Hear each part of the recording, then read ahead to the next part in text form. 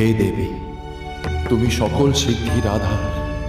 তোমার দেওয়া অষ্টসিদ্ধিতে আমি সিদ্ধি লাভ করতে চাই। প্রকট হও হে দেবী, দান করো তোমার অষ্টসিদ্ধি। প্রকট হও।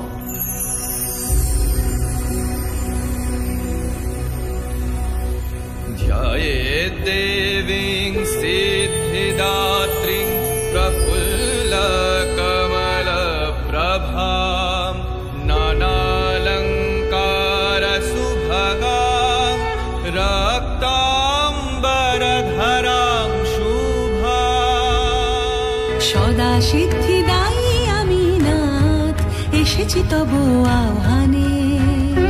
অষ্টসিদ্ধি লোভিবেন হে প্রিয়, জড় জীবের কল্যাণ সাধনে, কল্যাণ সাধনে।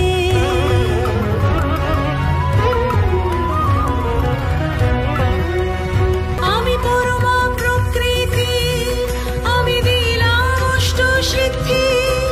হে স্বামী লাভ করুন পরম সিদ্ধি, পরম সিদ্ধি।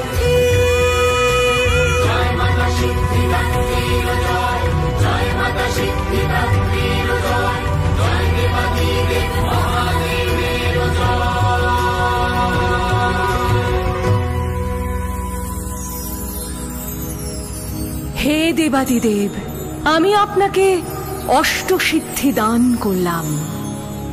এবার আমি আপনারই দেহে অধিষ্ঠান করব দেব। আমাদের সেই যুগল রূপ অর্ধনারীশ্বর রূপে খ্যাত হবে। सदा वसन्तं हृदयारविन्दे भवं भवानी सहितं नमामि। দেবী সিদ্ধিদাত্রী মোক্ষদা, অর্থাৎ তিনি মুক্তিদাত্রী।